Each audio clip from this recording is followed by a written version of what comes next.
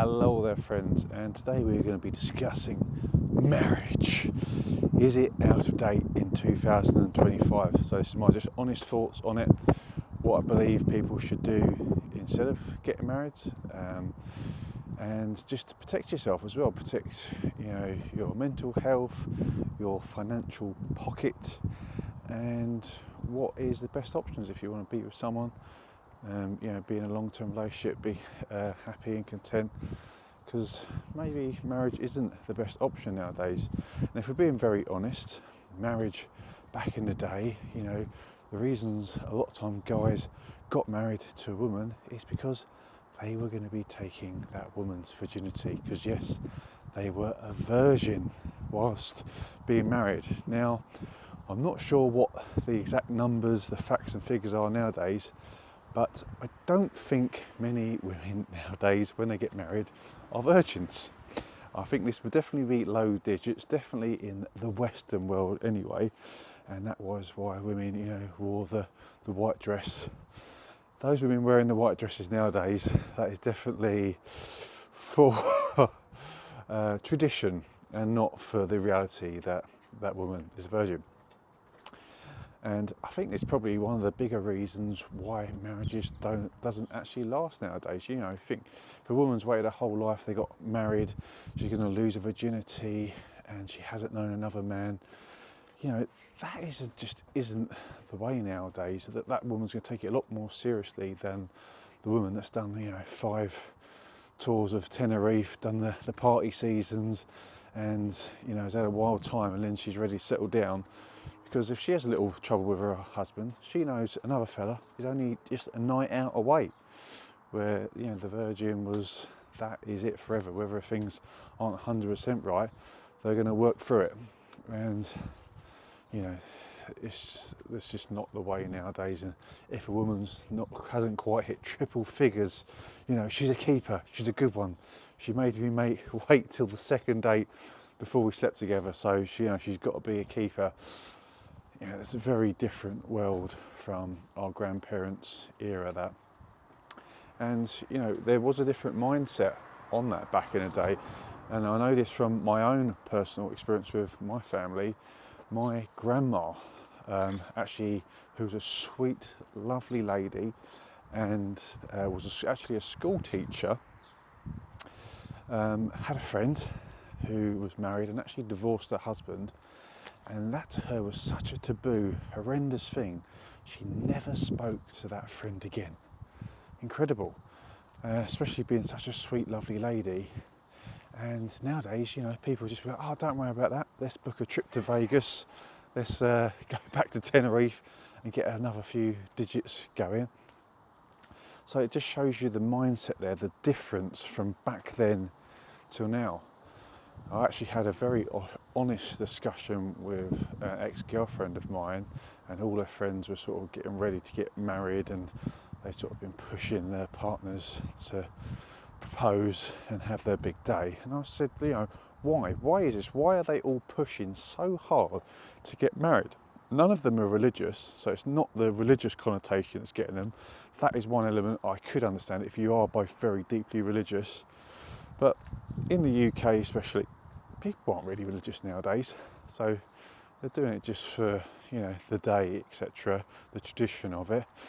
It's not because they're believing in God and doing it in the eyes of God, and maybe that's another reason why it doesn't last like it used to back in the day. But anyway, my girlfriend, she said, oh, they want the day, they want the special day, they want the attention now. And I said, no, but what's the real reason? Kept on pushing on it. And eventually she actually gave me a very honest answer, and it was security. They wanted to feel secure that if it all went wrong, they'll be financially taken care of for life. And that's really what it came down to, which I thought was very honest, but not very romantic. And I do actually understand it from a female point of view, because if you're married, you've got a couple of kids, you're not able to work. If you're looking after these kids, you want to know you can put your feet up and you're taken care of, and that guy will go out there, the plough horse, and just keep ploughing on, taking care of you still, even though you're not together and they've moved in, the gardener. they still want to be in the house and have that money rolling in. So I get it from their perspective, but from the guy's perspective, why would you do that? You're giving all the cards to them, and a lot of time, you know, I've seen it where guys aren't really fussed about getting married, but the woman is just pressure, and they're like, oh, am I wasting my time with you? You know, I have to go elsewhere if you don't want to marry me. What does that say there? She's prepared to walk away unless you give her a day, and if you agree to it, you're not. Now that gives her the dominant hand, the ace card, and I think that's a very bad place to go into a relationship with, because ultimately if she knows whatever in life, she just keeps pushing it and threatens the relationship, you're going to fold on it because you're not prepared to walk away and she is, and you're never going to do well in a negotiation if you're not prepared to walk away. You should always be prepared to walk away.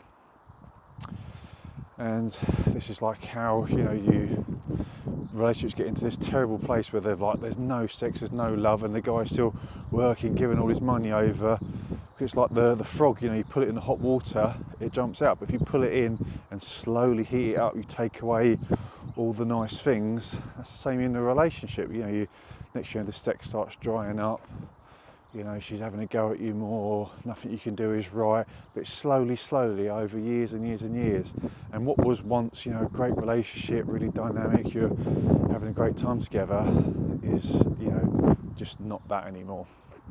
But guys just keep cracking on, because more women leave, ironically, and file for divorce than males do, even though they're the ones typically, obviously, that are pushing for that. You know, been watching the Disney films, they want their dream day. But the dream doesn't end up as the reality more often than not in the Western world. And I think that should give you definitely pause for thought, because, you know, especially if you're someone that's doing well in life, this can not only affect you, because it can take away the majority of your income, and it can actually take away, you know, if you have children with someone else, you could lose their potential inheritance as well. And that just doesn't seem fair to me. So, yeah, I don't think that's the way forward, personally. And I think you should protect, you know, your children's wealth, your family's future wealth, and yeah, just be happy, be in a relationship. And if it doesn't work out, you can both go your own ways. You haven't got years of dragging it out, and you've got the stigma of now you're divorced and they're divorced and that's my ex-wife. Why would you want all that? I just don't get it. Two people should be with each other because they love each other, they want to be together. And if, you know, they're saying they won't be with you unless you get married, doesn't that say something? Isn't that a massive red flag? Yeah, to me it definitely would be, and that doesn't really interest me. So this is my honest thoughts on it. Hope you like it. Leave your comments below and I'll reply to them all. Thank you for watching.